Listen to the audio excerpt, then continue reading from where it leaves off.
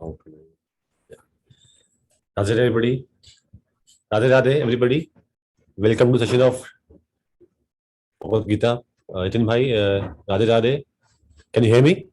Yes, I can hear you. Shamji, Radhe. Good morning. Thank you, Smitaji and Harishji, for a wonderful session, like always. Good morning, good evening to all of you. Welcome to today's edition of Bhagavad Gita. We are on a very interesting topic, Karm Yog. Yesterday we did a bit of a tilling of the soil. Today we'll get right into the topic of all the principles that that are embedded in this particular shloka, and we are going to get really deep into that principle. There are 4 principles or tenets associated with the Karm Yog principle. We are going to have an in-depth discussion on the first one today.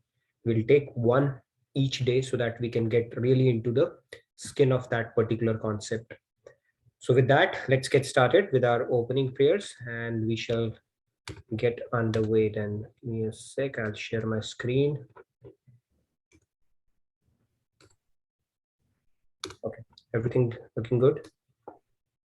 Yes, Nitin bhai, all good. Yes. So let's get started with our opening prayers. Guru Brahma, Guru Vishnu, Guru Devo Ishwaraha, Guru Sakshat Parabrahma, Tasmai Shri Guruve Namaha. Vasudeva Sutam Devam Kamsa Chanuramardanam Devaki Paramanandam Krishnam Vande Jagadguru. Krishnam Vande Jagadguru. Radhe, good morning, good evening once again. So let's get started with our Shloka 2.47. So this week we will be spending time on the Shloka alone and possibly early part of next week as well, because just lot of it to cover on this one. Karmanyavadhikaraste ma phaleshu kadachana ma karma phala heturabhu ma te sangostva karmani. All right, Shamji, over to you. It's your prerogative entirely from here on. Thank you so much, Nitin bhai. Radhe. Ashutosh ji, Radhe. Please go ahead. Ashutosh ji, Radhe. Ashutosh ji, can you hear me? Yes, you are. Yes, please go ahead. एवाधिकारस्ते मा फलेषु कदाचन मा कर्म फल हेतुर्भूर् मा ते संगोऽस्त्व कर्मणि. Very nice. Radhe Ashutosh ji. Sandhya ji, Radhe. Radhe Sandhya. Radhe. कर्मण्येवाधिकारस्ते मा फलेषु कदाचन मा कर्म फल हेतुर्भू मा ते संगोऽस्तु कर्मणि. Very nice, Sandhya. Ma Phaleshu or Phaleshu? Phaleshu, not Phaleshu. It's Phaleshu. I still remember our English teacher in school used to tell us, Hindi teacher rather, it's phal, not phal. He said pha is you use for fool. Dot is okay. You use for fool, and then phal and fool both are different, right? So great.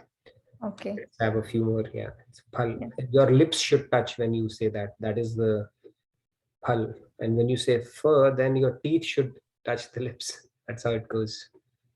Yes. All right. Yes, we can take a few more hands. Shamji. Ji, Radhe. Can you hear me? Radhe. Karmanyevadhikaraste ma phaleshu kadachana ma karma phala heturbhur ma te sangostva karmani. Wonderful, Hasmita. That was a tectonic shift in your recitation since we heard you last time. Beautiful, very nice. All right, let's take a few more. Very important shloka, by the way, for the students.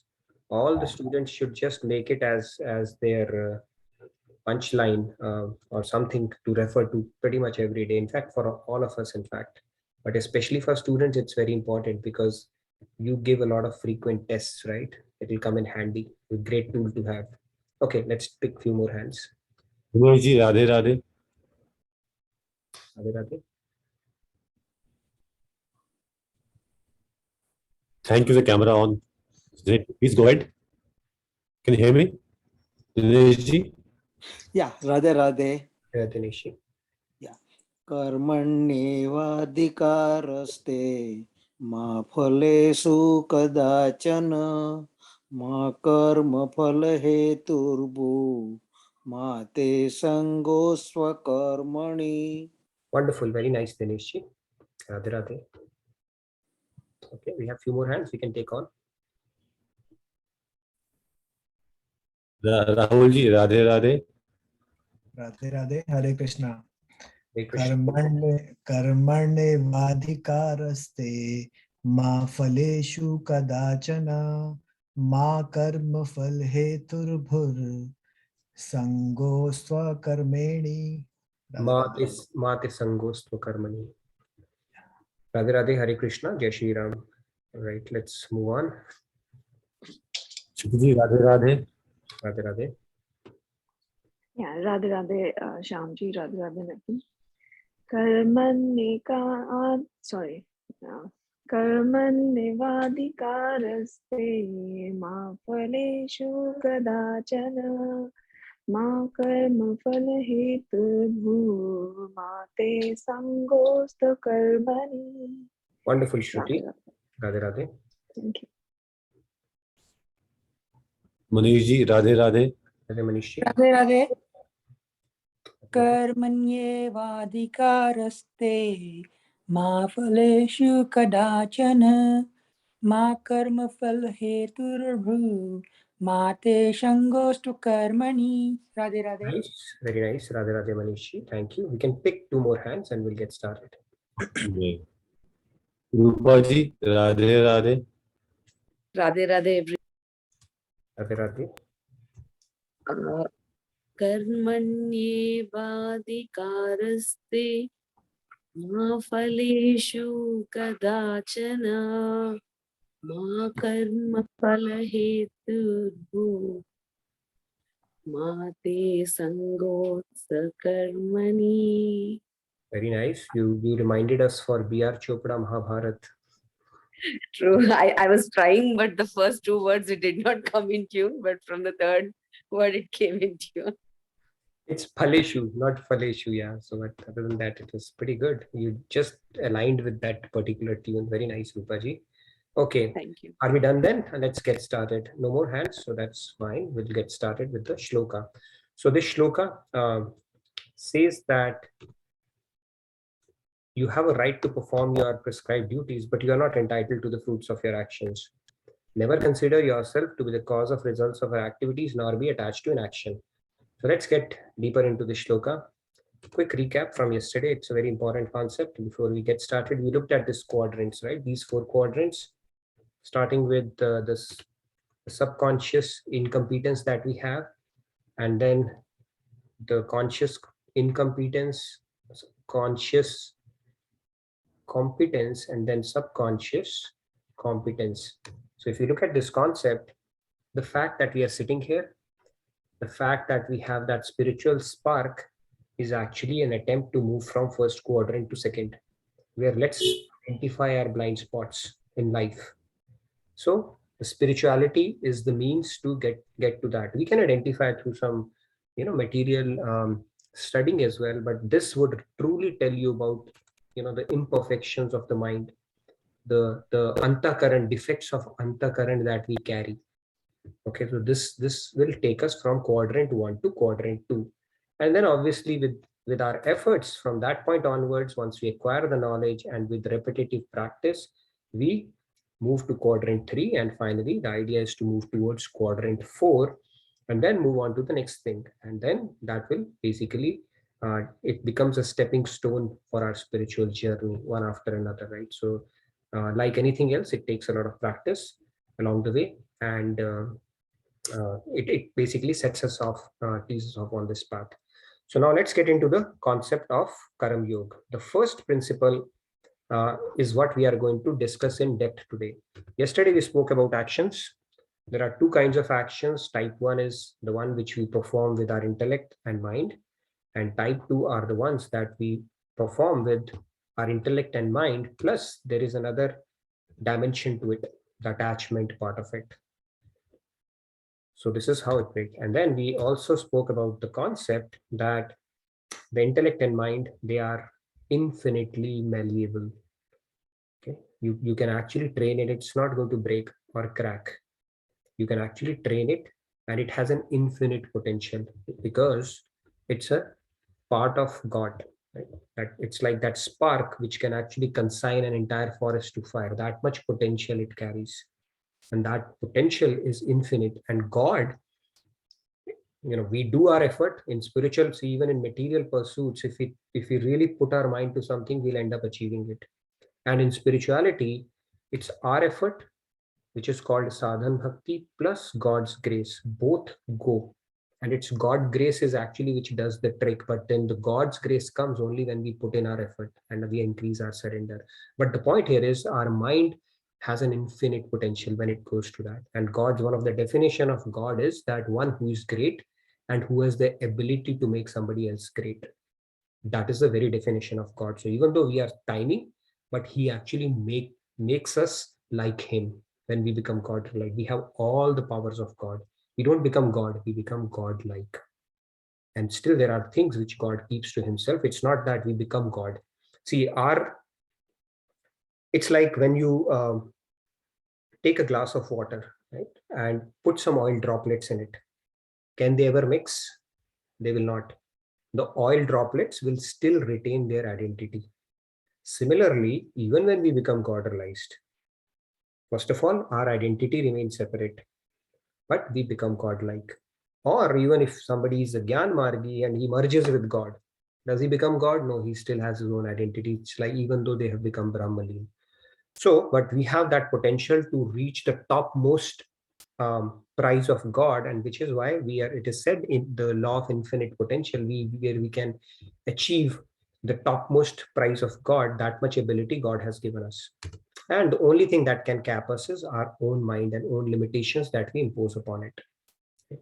Now, for us to actually set ourselves up on the path of attaining that infinite, obviously we'll have to do something about it, right? It will not be served to us in a platter. And that is where Karm Yog comes into picture. It's a beautiful concept Lord Krishna has given us, which will help us inculcate the mindset that is needed to progress on this path.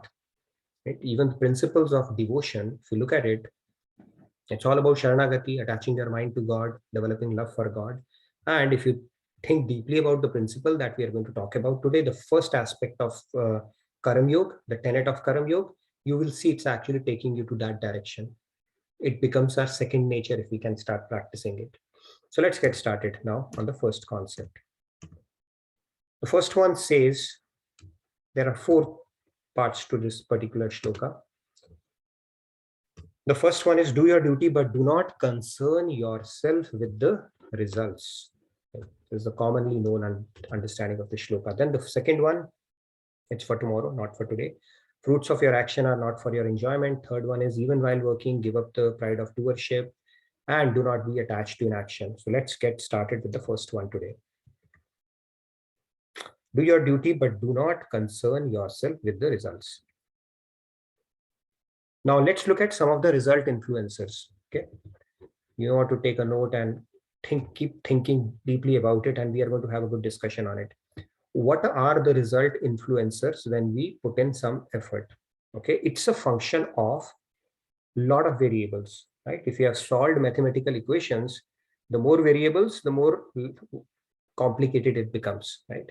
Now let's look at some of the variables which actually influence the result of any action that we put in. Okay, our scriptures tell us that it is obviously very obvious, our efforts. The harder you work, the luckier you get. There's a saying in English, So obviously our efforts, nobody can discount our efforts. Some people say it's all luck. Luck could be there because of your past things, but the harder you work, the luckier you get. This is the one part of it. So no running away from our efforts. That is the first part of it. Okay. However, it's not just dependent on our efforts alone. What are the other influences? Destiny, the prarabdha aspect of it.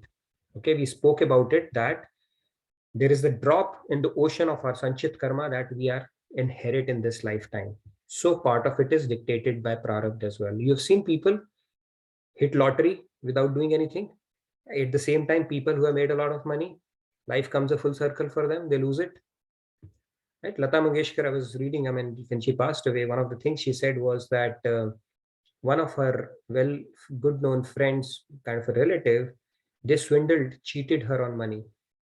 Okay, her or him, I don't know, but they cheated her on money, very hard earned money. They borrowed and never returned it. Actually, she got cheated, and it was a big financial setback for her. How she reconciled with that is she thought, could be one of my backlog from past karma has gone away. And that is how she was able to make peace to it. And that is the right mindset to have as well in these kind of situations. Right? So our destiny, our past karmas play a big role in it as well. In fact, one of the other things she said, very beautiful, I liked it, is that she said she was endowed with a very special skill of singing. And every time she would go on stage, she would, go and remember God and pray to God that you have given me this skill, so I should make the best use of it. Because she said, I did not take it for granted, because if I would misuse that skill, or if I would not do my part in training myself, God may take away that gift from me. Such a beautiful way of approaching things, right? The skills that God has given you. And she actually gave up having filmfare as well, because she thought, okay, new people can get a chance. But anyways, point here being, result influencer, part of it is dictated by our past karmas as well. There is that function in play as well. Then efforts of others as well. If you've worked hard, you don't know how much work somebody else has put in as well. It's a function of that as well. That's not the only variable where you look at it, in vacuum, just my efforts alone, I deserved it because I did this. Not necessarily. The cumulative karmas of the people involved, that is also a part, right? Sometimes you could have a bad timing as well, where, yes, I always think, right, that when this show in Hollywood movies, the world is going to end, it's going to start from Yellowstone. I have a theory, it will probably start from the Sin City. I don't know which that city is, but maybe some people would know. So the cumulative karmas of people involved matters as well. So if we go to a lot of pubs and stuff like that, and something bad has to happen, our timing may go wrong as well, because the cumulative karma of that place would have a bearing. And that is the reason, if you go to a place where there's a lot of noise and this kind of thing, your mind will become agitated. And when you go to temple or a gurudwara or someplace, you say, something different we felt. The cumulative vibe has a play on it as well. So my point is, the result can actually get influenced by the cumulative karmas of the people involved as well. There is a collective karma concept as well. Then, okay, these are the scriptures are telling us. So there are a lot of, the will of God is there as well. Honi. I told you a story of Janmejay, where he said, why didn't Lord Krishna stop the war? So people used to ask me the same question. I used to say that, there was no Nobel Peace Prize at that time. But then Vedvyas explained it much better. He said that it was a Honi, and Honi ko koi nahi tal sakta. And then he gave a story of Janmejay, which I will not get into. Point here being, there are a few things which are meant to happen, and they will happen. And anything that happens because of the will of God is for the larger good, because he has nothing to achieve for himself. So we have to trust him on that. Then obviously the place, situation, matter of luck that we call it, right? Luck is again dictated by our past karma. So there are too many factors at play here which influence it. Now let's say we have a right to do our duty. The first thing it said, results are not dependent on our effort. But you say, no, I will be concerned with the results. Okay, let's say you say that, because if I'm not concerned with the results, then I will not be able to discharge it as dutifully or as beautifully as I would otherwise. Let's say one presents that argument. Let's see what happens. First of all, it will lead to expectation of some kind of a result. The why you're concerned with the results, if you're concerned with the results, it will obviously lead to expectation. When it leads to expectation, that expectation leads to anxiety. What if it doesn't happen? And when it leads to anxiety, then it will lead to suboptimal performance. It can happen. It does happen. So your performance is also impacted. Very few people are able to channelize that anxiety into propelling their performance. We'll see some of the sports people can do that as well. But then generally, that fear or that anxiety leads to suboptimal performance. We are not even able to perform to the level that we were truly capable of doing because of the nervousness. I've seen people, they faint in exams. Why? Just a lot of buildup of anxiety, fear, what if, what if, what if. So the ability to do something, that ability also becomes suboptimal at that point. And if that fear is so high, then one can even become anxious, and they can have those kind of situations where one can even collapse. It can happen. And there is a humorous acronym for this: not attached to outcome, NATO.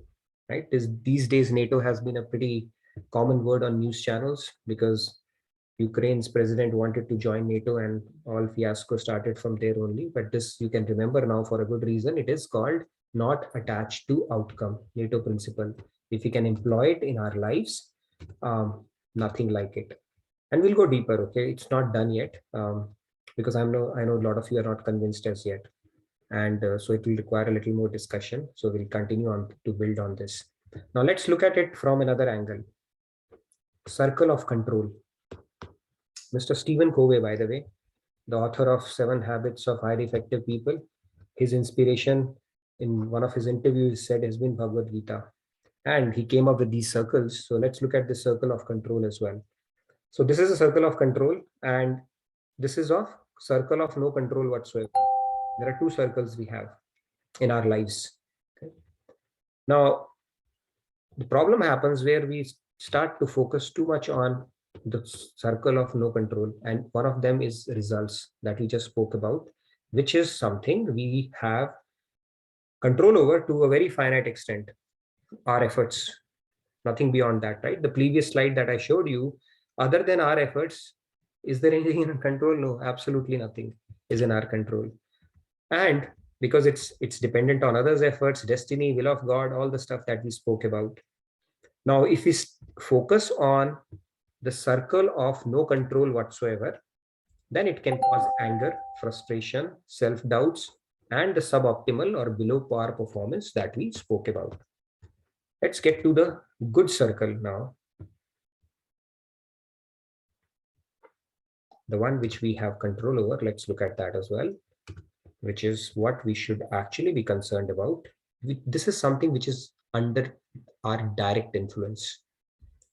Nobody can claim that it's not under our direct influence. What are those things?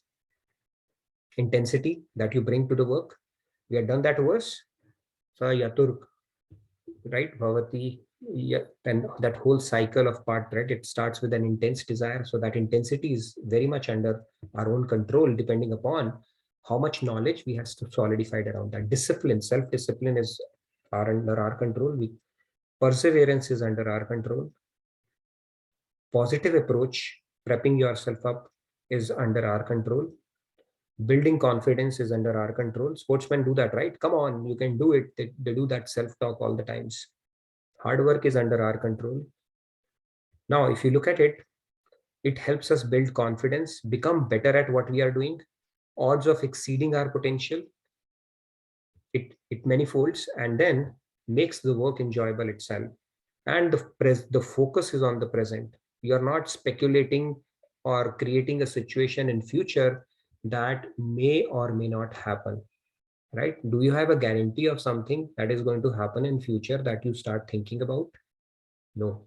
So we are speculating an event in future which may or may not happen. That is essentially when we start thinking about things which are beyond the circle of our control, right? We start thinking negative. What if this happens? What if that happens? Our mind is actually creating that situation, and we are delving into a circle which we have no control over. And it removes the distractions to focus on the task at hand. We are just focusing on present. What is it within my control And that's about it. Easier said than done, of course, right? Takes a bit of a conditioning. And deepens detached attachment. Detached attachment. Okay, think about it. We'll get into that concept. Now, if we look at the other aspect of it, it actually results in anxiety and stress when we start thinking about more on the circle which is beyond our control. What happens? Anger, frustration, anxiety, stress, focus on the future, unnecessary distraction on task at hand deepens attachment to world as well. I want this. And if you get it, you become, wow, I did it, kind of a deal, right?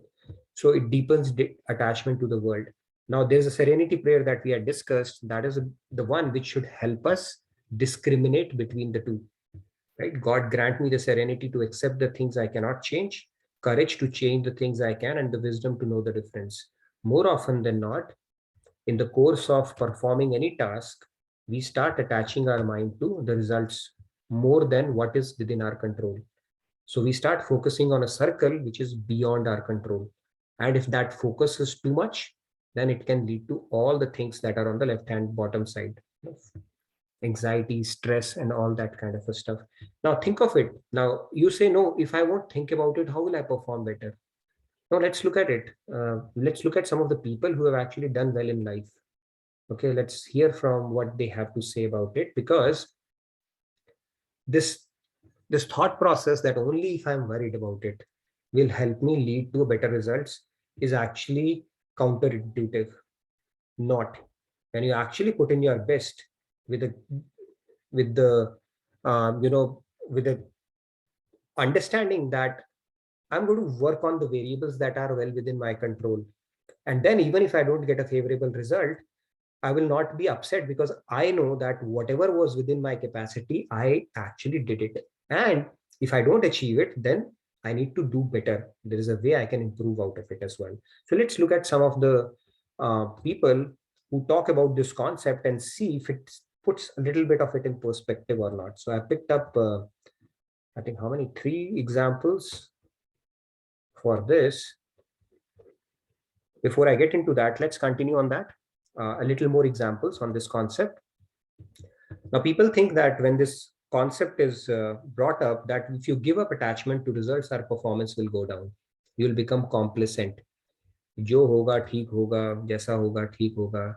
It doesn't mean you have a chalta hai attitude. Okay, that's not the way to understand it. You still put in your best, 200%. We said, right, you need to have a goal and you strive to do your best. When Edison, it was not that he failed, succeeded the very first time. He failed at least 4,000 times. And somebody asked him, you continue to fail? And he said, I have learned 4,000 different ways of how not to make an electric bulb. Does he say, okay, it's in my fate, maybe God desires that, and leave it to him? When you say that you leave the result to God, means you look at it, maybe God wants me to work harder around this, right? Or you say, I did my best, and then you basically see whether that's something you want to pursue or not. God is not saying you leave it and don't try harder, or it's something the very first time, it doesn't give you a license not to retry at all. But then you retry with a perspective that I'm going to put in my best, and then after that also, if it doesn't come, you simply accept it with serenity, as opposed to complaining it, oh my God, I worked so hard, I still didn't get it. It doesn't absolve us from putting in our best. We'll look at it a little deeper through some examples of people who've actually excelled in their lives, and those principles have helped them excel in life, and they have been through the test that we all face as well. Okay, now let's look at it, this personal motivation. When we don't have a personal motivation, it will have an impact on our quality. Let's look at it through some examples. What this Shloka is telling us, that you become even more skillful when you leave out the attachment part. You become more skillful. Okay. Let's look at this example of a surgeon. I have spoken about it. This person is who cranks out patient after patient. If we have Dr. Sudhir, maybe he can talk about it as well. Now, irrespective of whether the patients, they continue to do their duty unselfishly. For them, it's a duty to the best of their ability, and they're not attached to the results, because beyond a point, after obviously initial attachment is there when you start performing this, because you think, okay, patient, like But beyond a point, they start understanding the principle because they keep on doing it so many times that they will be able to perform to the best of their ability when they detach themselves from the results. That's when they are able to perform it to the best of their ability. And they're able to do it one after another, patient after patient, right? You go there and their hands will, the wizardry that the surgeons have, you can see that because they really know what they're doing and they're able to put that skill to the best use. However, if the same surgeon were to operate on his own kid, then his hands will start shaking. Why? He's the same surgeon. He has performed thousands of surgeries. What happened? Did his performance increase or decrease because of attachment? Obviously, it became suboptimal, going back to the principle that we are talking about. So the attachment did not lead to a better result, that now he's going to be much more proficient at what he's doing. This actually resulted in downgrading of his performance because now what if, doubt, fear, all that stuff has started coming in. Same thing, that skill goes for a toss, and then our skill, when we are not, and then we start becoming nervous, jittery, scared, tense, excited, and all that stuff. And when we start operating in that kind of an agitated state of mind, which is not natural for our mind, the first thing that will take a beating is our performance. And that is essentially what Lord Krishna is talking about. Let's look at it through some short clips now. So this is a guy, his name is Michael Phelps. He's won the highest number of medals in the entire Olympics. Okay, this guy is pretty amazing. If somebody's from Phoenix here, you may want to go and meet him. He used to live somewhere close to my place. Not that I can take credit for that, but yeah, he's an amazing guy. Won 9 Olympic gold medal. Let's see what he's talking about. Let me know if you're able to hear the audio. I'll know. Is it audible? It's good. Yeah. Okay, let me play that. Know deep down inside that was the best that I could do that day. So recently on the blog, I've been talking a lot about the problems with outcome-focused thinking and the benefits of process-focused thinking. Now, there's been several studies that have been conducted that show the benefits of process-focused thinking, but just to kind of talk you through it very briefly, there's two main problems when we focus on the outcome of our efforts. First of all, we lose sight of the growth and progress made along the way while we were working towards achieve that desired outcome. And then secondly, we neglect to create a strategy or a process that will lead us to success. But when we focus on the process, we're able to focus on what we can do daily to achieve our goal. And we're not obsessing with and focusing on the future outcome that we're working towards. We're instead just worrying about what we can do every single day to ensure that we move closer and closer to achieving our set goal for ourselves. As you know, it is the 2016 Olympics in Rio, and easily the most decorated Olympic swimmer in the history of the sport is Michael Phelps. And I was listening in on an interview between him and Bob Costas, and Bob Costas asked him a question that directly relates to this topic of outcome and process-focused thinking. You're a guy who likes closure. You like the chapter to end the way you envision it ending. So suppose in Rio, you do really, really well. But in your last individual event, the 100 fly, you take a silver instead of a gold. Would that haunt you? So Costas asked a question that, as you can tell, is focused on the outcome.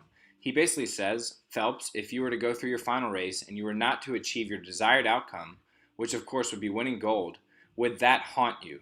Why I love Phelps's response is because his response immediately shows that he is clearly thinking about the process as opposed to the outcome. Would that haunt you? No, because I know I could look back at how I prepared and I would know that I did, but Bob and I did whatever we could do to prepare ourselves to be the best. So I think now being able to prepare how we have, I'm willing to accept whatever results I get.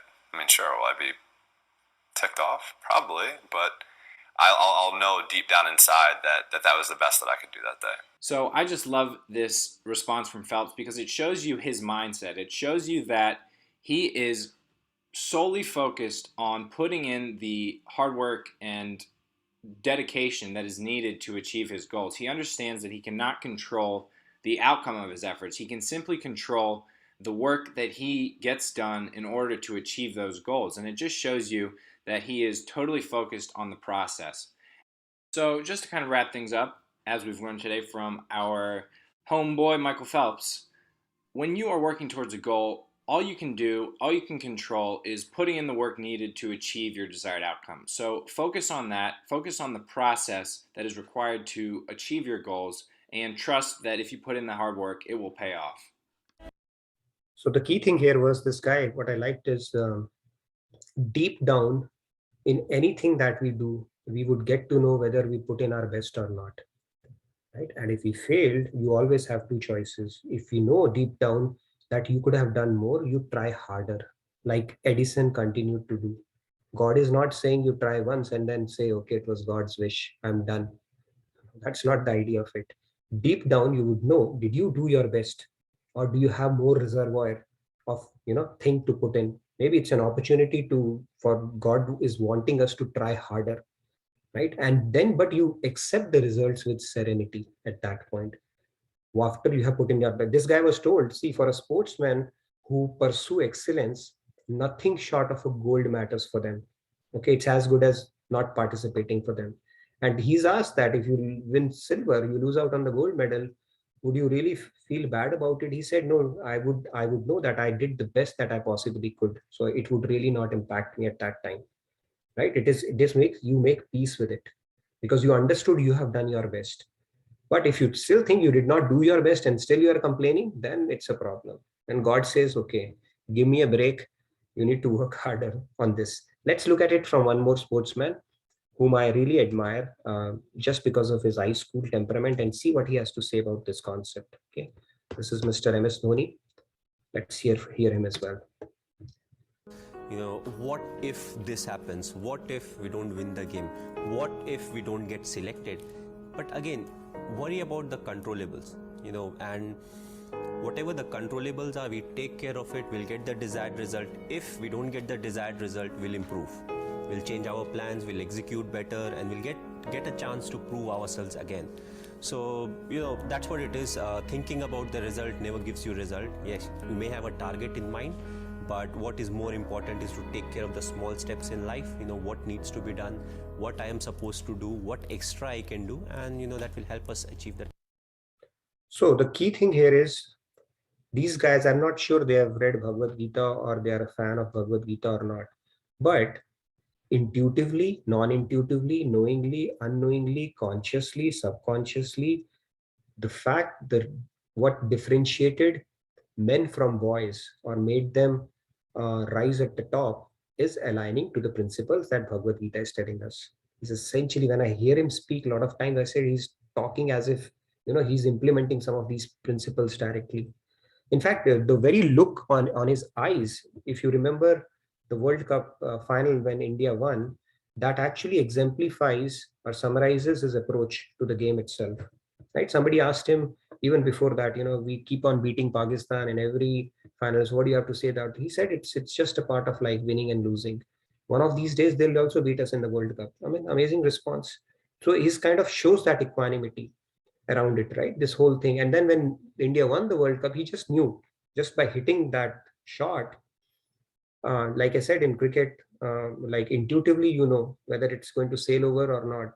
And this guy is winning the World Cup after 83, and he was pretty calm, just collected the stump and started walking off. And people around with were helter-skelter, crazy around him. He was like, okay, job well done.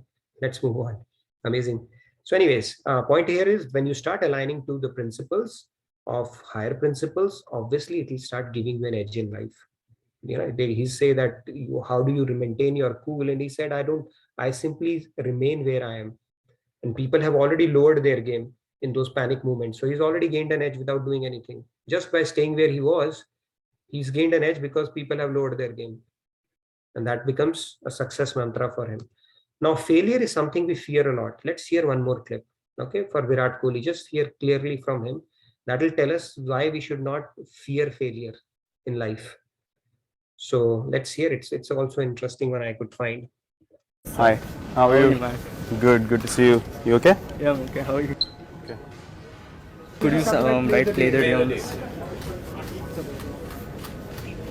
How do you handle failures, man? Failures. Yeah.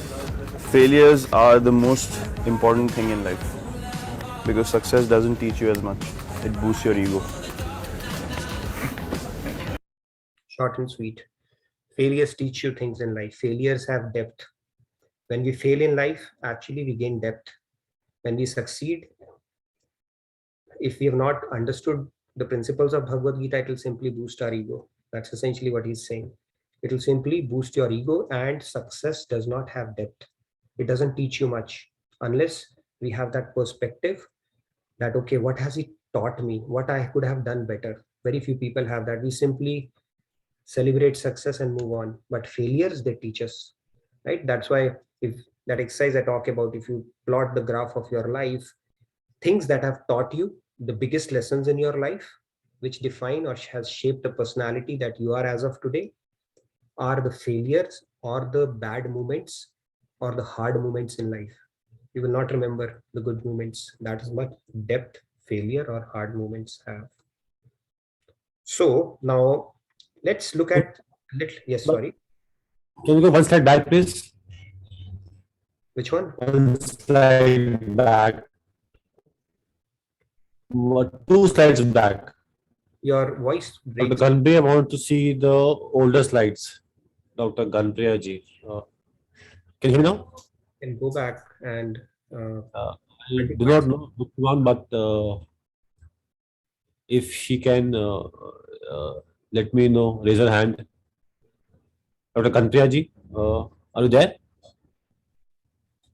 Okay, we can come back to that later. For the sake of everybody else, let's continue. Hasmita ji has her hand raised. Can we take her, please? Hasmita ji. Yes, Hasmita, you had a question? Okay, now, yeah, anybody had a question, or we can just look at a little one concept I wanted to share. Radhe Radhe, can you hear me? Yes, Hasmita. So I just wanted to add a little something from the video from MS-20. No matter what, or know it or not, everyone always follows the rules of the Bhagavad Gita, even if they don't know it or not. Even a thief follows the rule from this verse, because if a thief wants to break into a house and get treasure, he needs to focus on how he's going to do it instead of, but if he keeps worrying about he wants the treasure and the only thing, I don't need to do any hard work for it, he's not going to get it. Like, a thief puts in a lot of hard work to steal something. So know it or not, if you're a good person or a bad person, you're going to follow the rules of this verse. Yeah, but that is called selective following of rules, right? God is not telling you do your hard work to achieve bad things in life. It is a misuse of basically the abilities that God has given us, right? Shakuni was pretty smart as well, but he did not utilize his abilities in the right direction. So God is not telling us not only to do hard work, but also do it in the right manner so that your karmas, what you end up doing, do not become binding for you. Right? If you're doing something and you are putting shackles, invisible shackles on yourself, it's not a very smart thing to do. So you need to understand the message in entirety, not selectively, that we have understood. Otherwise, what will happen is a little bit of it you'll understand and start doing it, saying I'm aligning to Bhagavad Gita principles, but actually it might actually be counterproductive for us. So we have to understand the complete picture, not just pick a piece and say, okay, this makes sense, I've understood Bhagavad Gita. So thief, if he says that, he's actually not doing a great job. He's actually doing binding karma, which will take him to nether regions after life. Not God will not give him a reward that you did a lot of hard work in stealing stuff and I'm proud of you. Thank you. All right. So yes, but anybody who succeeds in life, if you talk to them or if you hear your interviews or their TED talks, you can easily map it to Bhagavad Gita, that they have followed this particular principle. That is where it's coming from. Not that they have read Bhagavad Gita, but even in material life, you know, somebody has to align to those principles to actually make a difference. Otherwise, like ordinary life, everybody leads. But if somebody is able to make a difference, somewhere or other, they would have followed a principle that Lord Krishna told us 5,000 years back. He's telling us, you start practicing it and doing that, and you will start gaining an edge in life. You'll start succeeding. You'll start uplifting yourself. And that is the power of these shlokas and these teachings. Yes, Ganapriyaji, you had a question? Yeah, Radhe Radhe, Doctor. Yes, Radhe Please go Radhe. ahead. Very nice session, Nitinji. Very inspiring. I just missed the last slide before the videos. So I just wanted to see that if possible. Sure, I can quickly do that, and then we'll get into this. This is the one. Thank you. Have you taken your picture? Yeah, no, the full one. The one on the right side is missing. I mean. Oh, one on the right side is missing. Okay.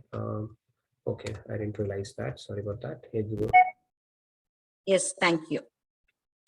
No worries. Thank you. Thank you. Okay, all right. So let's look at the arithmetic around it now. So why this concept is important, right? So we'll do a simple arithmetic, a loose arithmetic, just to put this concept into perspective, that if you start aligning to, I won't even say Karm Yog, you pick up only one principle of Karm Yog. We have 4 principles here, but how much difference it can make. So let's look at it, a little bit of a calculation here.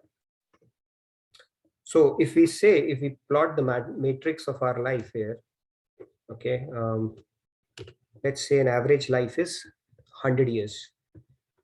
And we are very religious, and we made it a priority that 1/10 of every day. God says, ek dasham part of wealth, ek dasham part of your time. All that stuff you have to give it to me, and let's say we sincerely follow that 1/10 of a day. So how many hours are there? 24 hours are a day.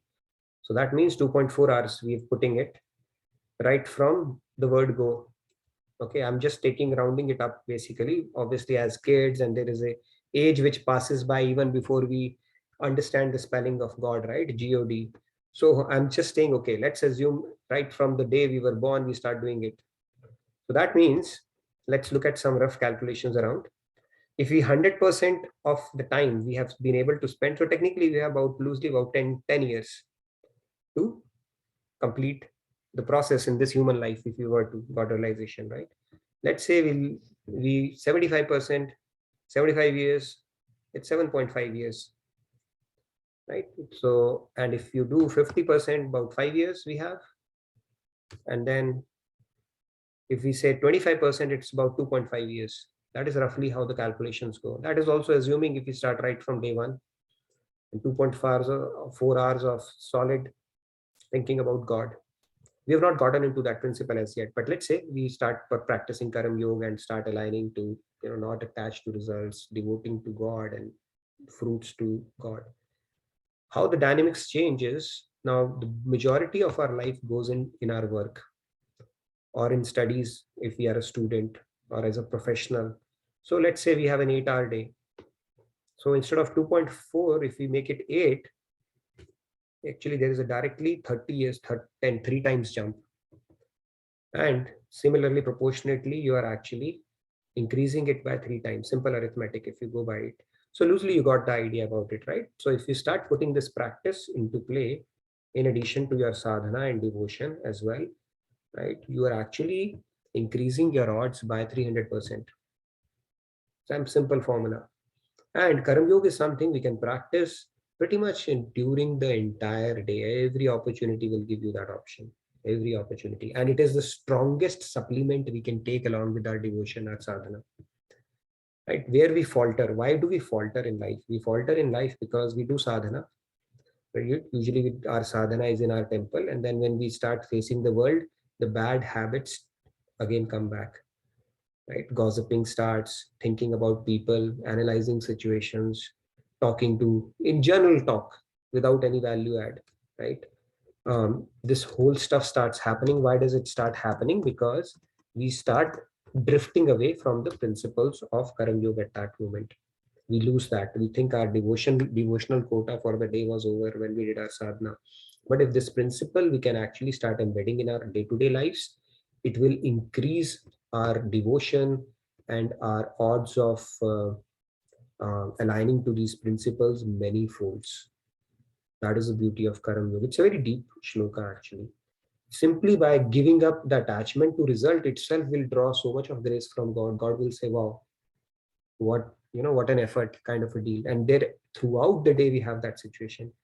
How many times you can start maintaining a log of it, where we have so many situations around, we are thinking about the results, and either our mind is complaining or we are thinking only if this thing would have happened.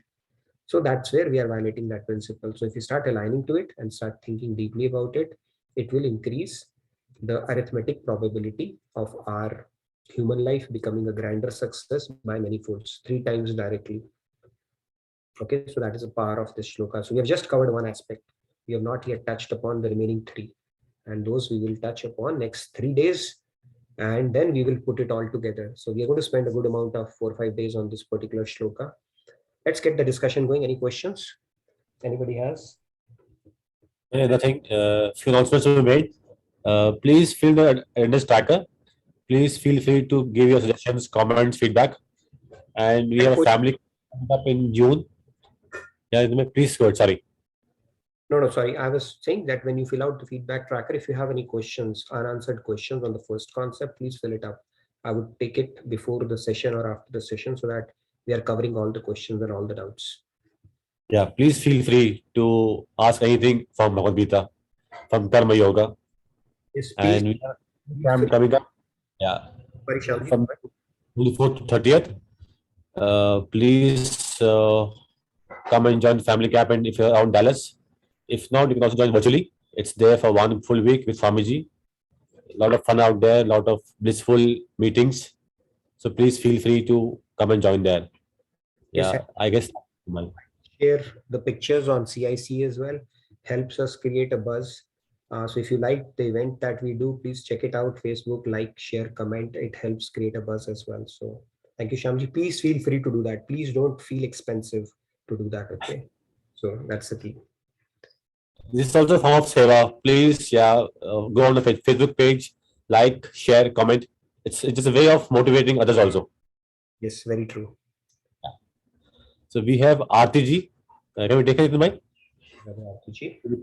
Yeah. Hello. RTG, please go ahead. Radhe RTG. Hello.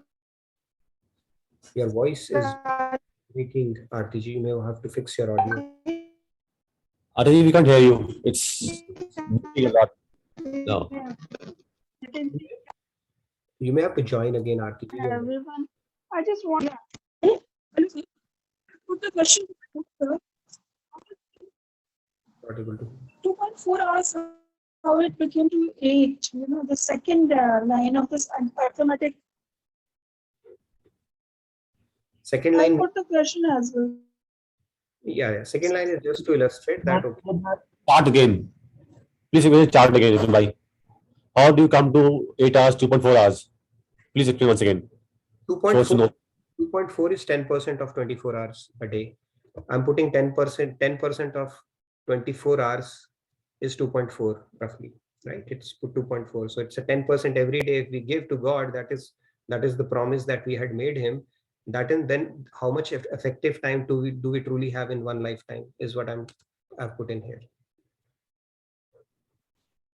Sandhya ji, please go ahead. Sandhya ji, Radhe. Radhe. First of all, there were some questions which were sent directly to me, so I'll just read out them. This is from Samji. I mean, this is a technical question about the session. Like, what is the purpose of attendance tracker apart from questions and announcements through emails or phone? It's a means to get a pulse of what is going well, what is not. Okay, so if you tell that, okay, the last thing I want to do is attend your sessions, then that means I need to do something about it. Or if you say it's going well, then obviously I know that I need to do more of what I'm doing. So it's a good way to keep that communication on. That's one. Second is if you have a question and for some reason we couldn't discuss that, it's a good way to put it there. Generally, I try to collect those questions and bring it in one of the sessions so that we can all discuss it and you got your answers around it. And third is that it's good to fill in something, after the session. So And Galaxy J2 Core has requested that please put in the tracker once again. They joined late, so I think if you can post it again. Voice. And there's no late attendance marking here, so please go ahead and fill it. yeah, so and my question, I'll come to that now. So there are two parts. First is regarding this law of attraction that we have heard, and that says, I mean, if I understand it right, that you dream big and kind of start imagining the result, start imagining the positive side of the result, start living it, start dreaming it, and that will help you achieve the goal faster and easier. So is it like with respect to result, if we think only of the positive side, that is okay? No, that's okay. You go with that you're going to achieve it. You visualize and actualize. But with this knowledge, you will say, I'm going to put in my best and I visualized myself. But if it doesn't happen, that should not shatter you. That is all essentially what it's not saying don't utilize the tools that increases the odds of your success. No, nowhere it's saying that. But if there's a difference between getting attached to it and really aspiring for it. And if you're able to draw that line with proper knowledge, then fine. Sure, imagine that you're sitting on, standing on the podium, winning it, and everything is fine. But when the results, they say, prayatn mein savdhani, phal mein santushti. That is essentially what this shloka is telling us. Santushti means, yes, that's fine. I need to try harder, or I did my best. And probably that's what God's will is. Okay, that's a personal thing. Intuitively, you would know whether you have put in your best. Like Michael Phelps is saying, because he's going with his 200%, right? He knows it's a make or break for me, because 4-year cycle time for a sportsman is a long time. So he's going in with his 200, 300, 400%. And after that, he said, fine, no, I will not complain or think that, I could have done something else. If you're going with that feeling, that means you've already not put in your 100%. But you keep on trying, and then intuitively you would know if you need to keep trying. Complaining and trying is two different things. You try with renewed vigor, but you don't complain, why does it happen to me? I put in so much of effort. It should have happened. Only if this would have happened. God is saying, don't do that. You have a right to action, but not a right to the result, because the result is a function of so many things, so many things, and it is the outer circle now you've started focusing on. Yeah, that makes sense. Thanks. And one more thing is, so in terms of, I think, giving the fruit, serving the food to God, right? So I think you will be discussing it more next further, but still, does it mean that if there is a successful result, are we not supposed to be happy about it? Or be happy, buy one, get one free deal comes, and that get one free is misery. So if you are willing for that deal, go ahead and enjoy it. It's like you buy one, get one free, and shopkeeper will give you whether you want it or not. So be prepared for both sides. That's fine. The God says, okay, you want to relish it, you think you deserve it, that's fine. But if you are equanimous about it, understanding that God enabled it, now I need to do better or do something more, that will give you even more bliss than that temporary enjoyment that you have tried to extract out of it. It's a difficult principle to understand, but if you apply it once, you will taste it, you will understand it. So that enjoyment that you get is temporary, short-living, right? And it will lead to misery if you don't get that. But if you simply digest it, tolerate it, and with the perspective that God, thank you for enabling me. I know, nothing is permanent. Just keep enabling me so that I can keep doing better. That is even more sweeter. That the peace and the joy that you get from, because now you are attracting God's grace, because you are maintaining that equanimity principle. That is what God is saying. If you choose to ride joy, you need to be prepared to ride misery as well in life. That's what God says basically.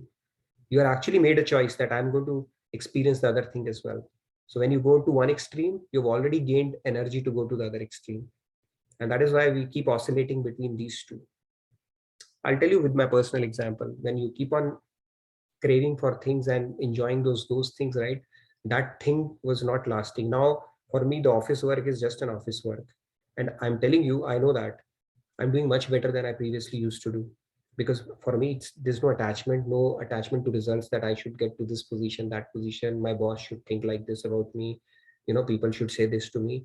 It's much more liberating, and that enables me to do work more creatively and much better than I previously used to do. That is my own assessment. What enabled it is the fact that it's not that I don't care. It's like it is one of those things, the real thing is something else that I have to do, and you do it to the best of your ability. That's all you focus on. You start becoming better at it. At least I feel it personally, and you get that feedback anyways. And it's more liberating because then you don't have to deal with stress and all those kind of things. And you really start becoming better at what you do. Okay, and there's one question in the chat from Jyoti: how to respond to failures? How to respond to failures, huh? Maybe I can set up a one-on-one with Virat Kohli with you. But yeah, failure is a way to reflect that we need to put in hard, right? They say the art of life is not to fall down 7 times, but to get up an 8th time. Now, failure is teaching us something. It's teaching us basically that we need to try hard, right? If it happens, and then maybe there is something better for you planned. Like I'll give you my example. After I started working, I really wanted to get into a good elite college in India, and it didn't happen. I was almost there, but it didn't happen, and I was really upset at that time. Took me a while to make peace with it because I was not reading Bhagavad Gita at that time. But when you connect the dots back, eventually when I actually ended up doing, now I realize if that would have happened, I wouldn't have gained the experience that I gained, because then finally I ended up doing it in a much better school with a much better cohort and much better experience. So sometimes you just have to have trust in God that He has a better plan for you. That will draw His grace. But if you simply keep complaining, it's not going to take us anywhere, right? That happens. Steve Jobs, his Stanford speech, he says, when you collect the dot back, him getting fired from his own company. Just think of it. He floated a company, it was his baby, and he got fired from it. Public humiliation. And he said it was the best thing that happened to him because it spurred creativity in him, and he floated that alphabet, and then Google ended up acquiring him, and not Google, but Apple. And then finally, not Alphabet, but Pixar. And then finally he became a CEO again. So how did it happen? When he got fired from his own company. So failure, we may think it's a bad thing, but if you think it in perspective, you can actually utilize it for your betterment and to uplift yourself. Really depends on the prisms you apply to that situation. If you're positive, you can make a lot good out of that failure. Edison failed 4,000 times, right? He was basically, his teacher said he cannot do anything. He was trying to hatch eggs as a human. So his mother said, I'm going to teach him. So people have actually used those reversals as a stepping stone for something higher. And that is where spirituality comes in. It actually helps you see things in perspective and not break down just because you have one failure in life. It could be a stepping stone to something much bigger, actually. Yeah, just one last thing. I think 2 people have asked this question, that how 2.5 years became 8 years. Please explain. 2.5 years became 8 years. Like 8 hours. Okay, 8 hours. I said if you are employing Karm Yog, because 8 hours is typically 8-hour work day we have, right? Lunch included. So 8 hours is if you put the Karm Yog principles in your day-to-day life, and 8-hour work day is there, right? You can put it as 10 hours if you work for 10 hours, even better. If you put 12 hours, then obviously you'll have no time for exercise and watching anything else. So 8 hours is optimal, I guess. Maybe one more announcement. We also have Swamiji's US store. So please feel free to log on to the website of JK Yog and see his US store and just plan early. Yeah, his US store. Do check it out, and if you are in our city, you can go meet him, and feel free to meet him. Everything we are saying, feel free today. So.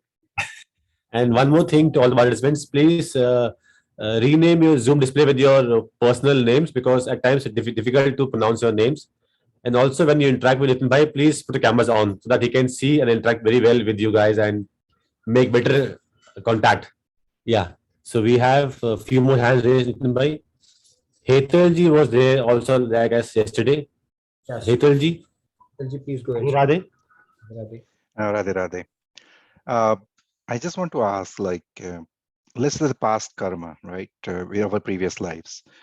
we already had, like, we did not follow the rules, right? The today which we are learning karma, we just did karma with the desires and with the fruits, expectations we did not meet. So obviously that accumulated in our past karmas, right?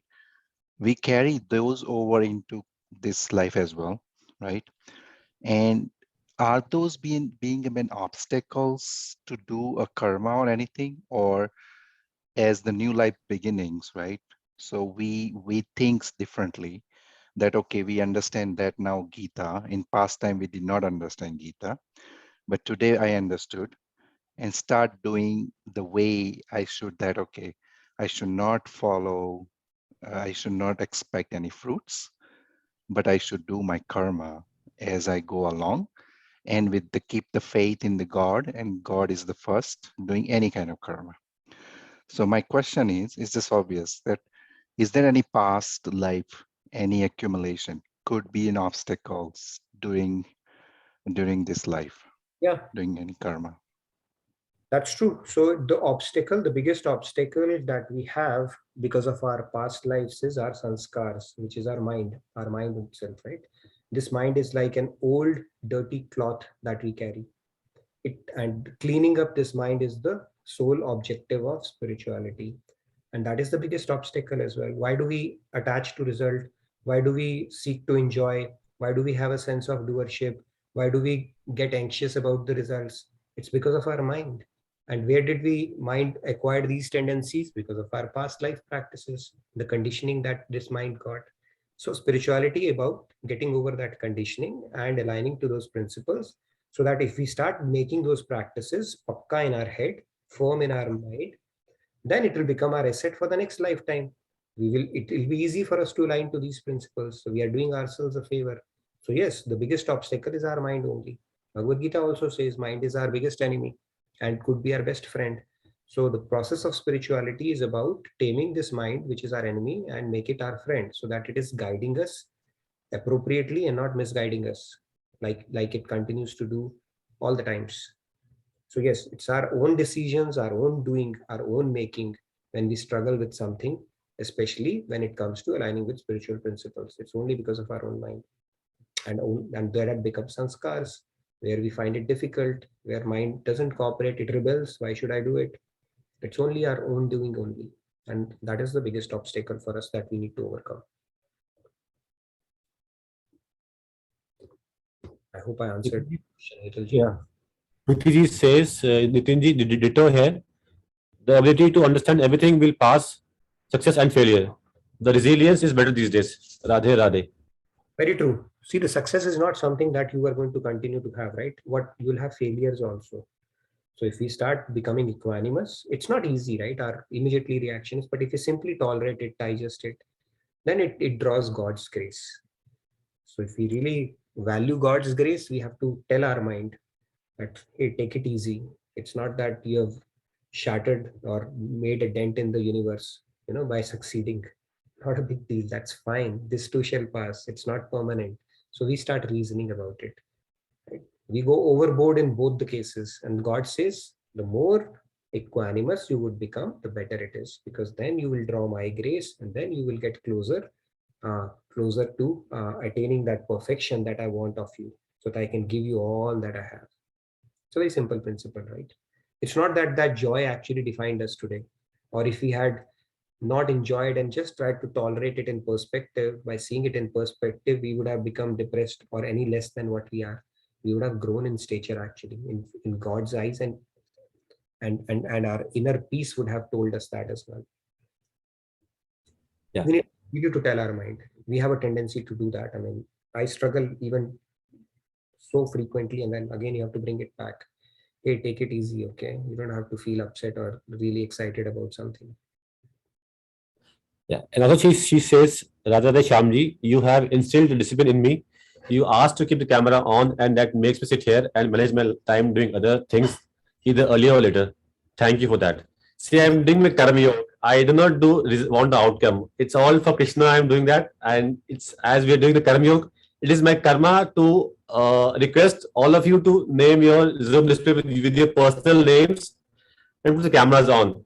I feel good because I feel that I am there because most of the participants are from US, and I being in Delhi, I feel like I'm not in Delhi, I'm in Dallas, and and meeting with you, interacting with you, it just gives a one-to-one touch.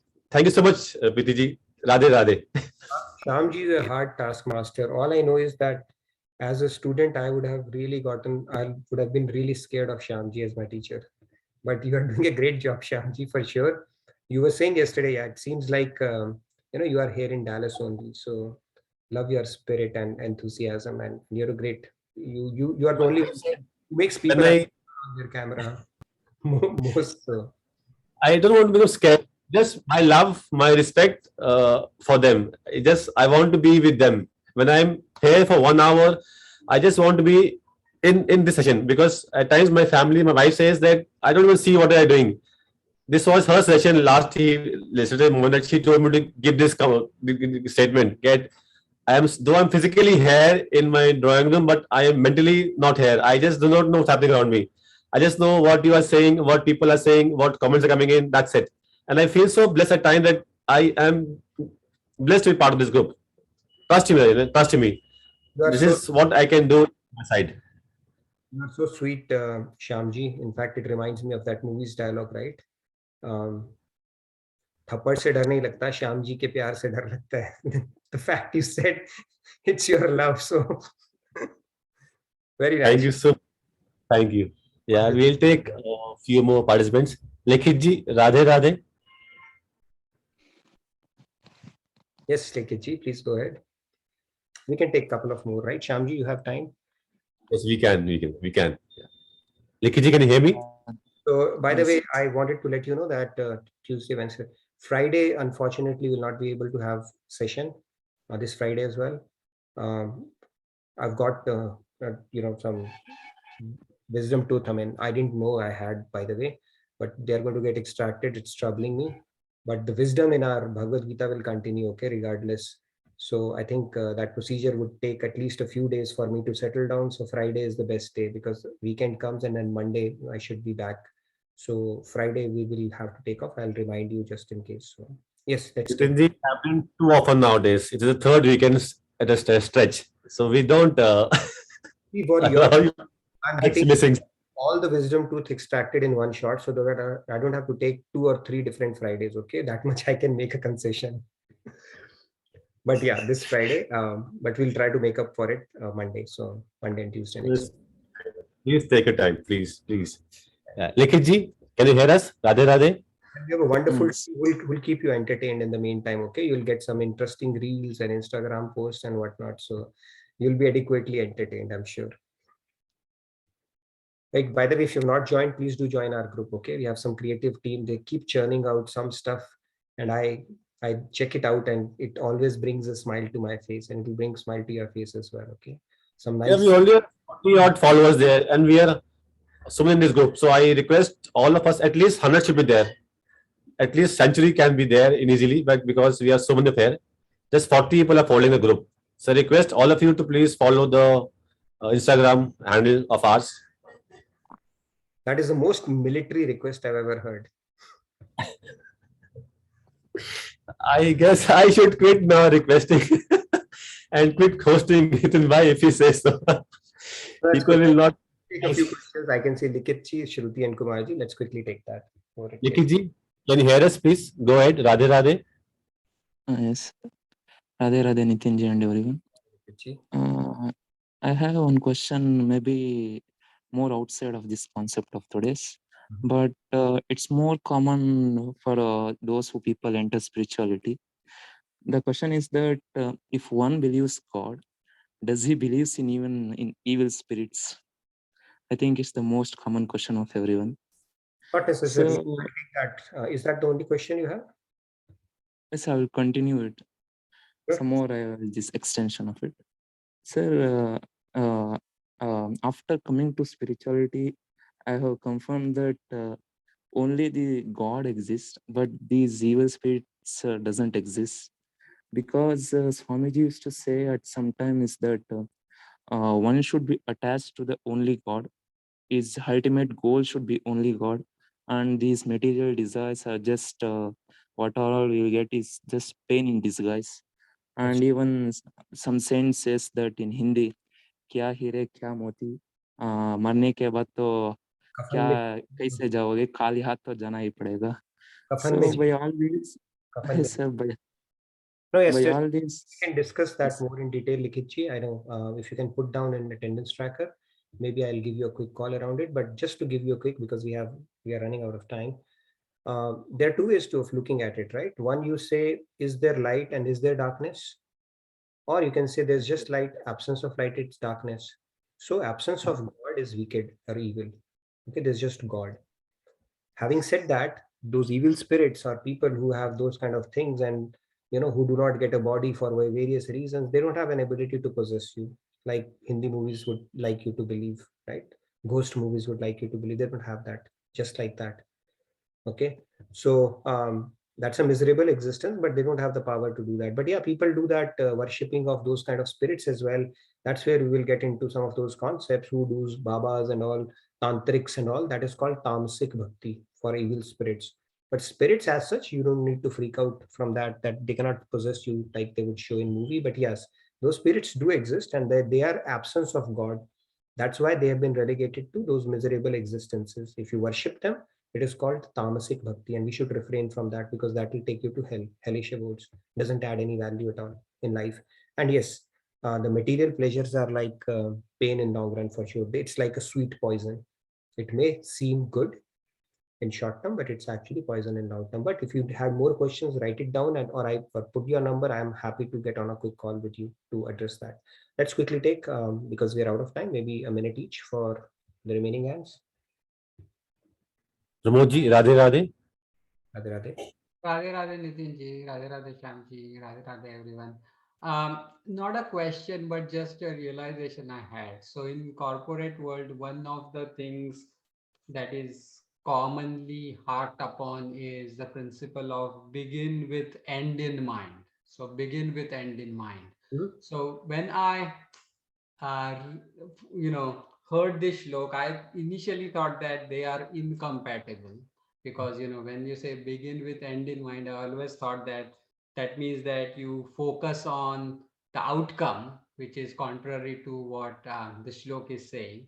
But after contemplating over it for a while, the way I have tried to reconcile it is that you begin with end in mind, but then you map out what you need to do to achieve that outcome, and then you focus on what you need to do, and not necessarily whether you will achieve that outcome or not. So you still begin with end in mind, but then you focus on what is in your control.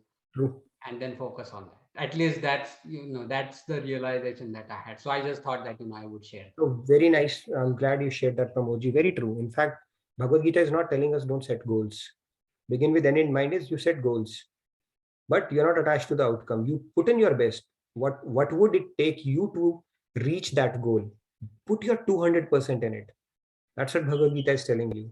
And your odds of putting 200% will increase if you're not attached to the particular result, right? This is your goal, but at the same time, you have the humility to understand you are not the only factor that is controlling it. So you do your best and leave to God the rest. That is what this shloka is telling you. Do your best, leave to God the rest. Beautiful. Thank you for sharing that, Pramodji. Great realization. Yes. Shruti ji, can you hear me? Yeah. Radhe Radhe, Shyamji, thank you. So I have this question, Nitin, but I don't think it's related to today. It is related to Karm Yog, but we didn't discuss it today. So it was like you have previously told us that if we should work according to our gunas, like tamas, rajas, and sattva. How Krishna told Arjun to work according to his guna, like he was in rajas mode. So he has to work as a kshatriya, otherwise he wouldn't be able to do it. So could you maybe cite some more examples of tamas and sattva as well? And there's one more, and that what is the difference between controlling the desire and suppressing the desire. So how do we know that we are controlling it or suppressing it? Yeah. Suppressing, okay. That's Suppressing is artificial. It's a ticking time bomb. Okay. That means you have not attacked the root of it. Controlling means you are processing that desire with proper knowledge. You say that this is a sweet poison for me. You are intellectually convinced. And then you say, all right, I need to stay away from it because it's not good for me. You're actually processing it with knowledge. Controlling means you're just telling, okay, I don't need to desire. I don't need to desire. I need to control that. No, that's not going to take you very far. It's just like a symptomatic cure, basically. Artificially, it will come back one day, unless you have taken the root out of it. Right? So it's like when you beat it with knowledge, that's when you outgrow it. You outgrow certain desires, right? There's a desire for a person to enjoy and drink alcohol, right? There is a desire for that, and he may have to control it for a while. That no, I don't need to do that. Scriptures tell us that it is one of the Panch Mahapaps and this and that. Okay, I will not do that. But beyond, if they are not convinced, they will actually find a day. One day, friend will come. It's okay, yaar, come on. So we have not met for such a long time, and that person will be fine. But if you have actually outgrown that desire, because you are intellectually convinced this is not good for me, it doesn't add value, my body is a temple, right? God is resided within me, and you are pakka in your head, then you don't have to control it. Then you are basically you are able to process it actually. No, and neither control not suppress basically. But controlling is better than suppressing, I would say, because at least some kind of buddhi is there. But suppressing is like artificial. It can just pick it up on one of the days. And when you spoke about gunas, maybe we can continue on this discussion. Lord Krishna is saying act in accordance with your nature. But at the same time, he's saying you have an ability to transcend your nature. So I cannot give an excuse of my nature, I'm tamasic, like Duryodhan said. I know what is right and wrong, but because I feel like doing a dharma, I'll do a dharma. God is not telling us that. He said you have an ability to transcend your gunas with your free will and proper knowledge. And we'll pick up on this topic, Shruti. For that, you will have to come on Thursday, 9 p.m. Bhagavad Gita session. We will discuss this concept on the gunas part of it. Exactly what you are asking for. I'm going to discuss that. How does it map to the Karm Yog aspect of it? But yeah, controlling and that thing is we have to beat it with proper knowledge where we outgrow. You might have liked playing with, okay, and I shouldn't say that you, but some of us might have liked playing with dolls when we were kids. Right? I used to like playing marbles and a lot of other fun stuff as well. If somebody tells me, let's go play that, I'll say no. Why? Because I've outgrown it. Why? Because I don't find any pleasure in it anymore.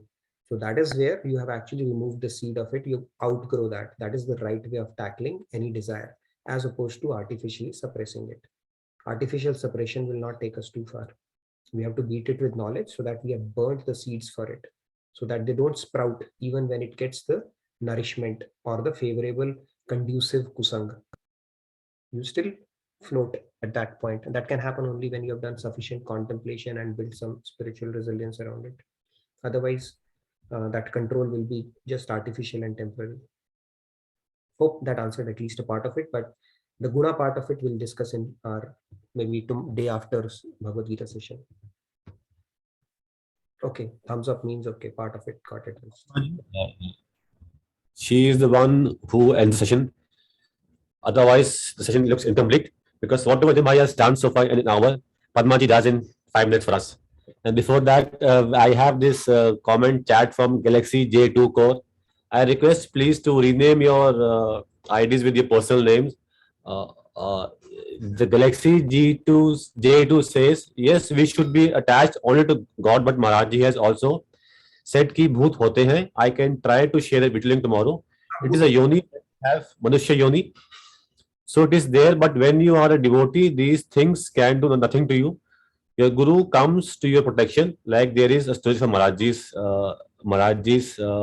like where he saved a devotee queen from occult in Kripalu to the Rajji.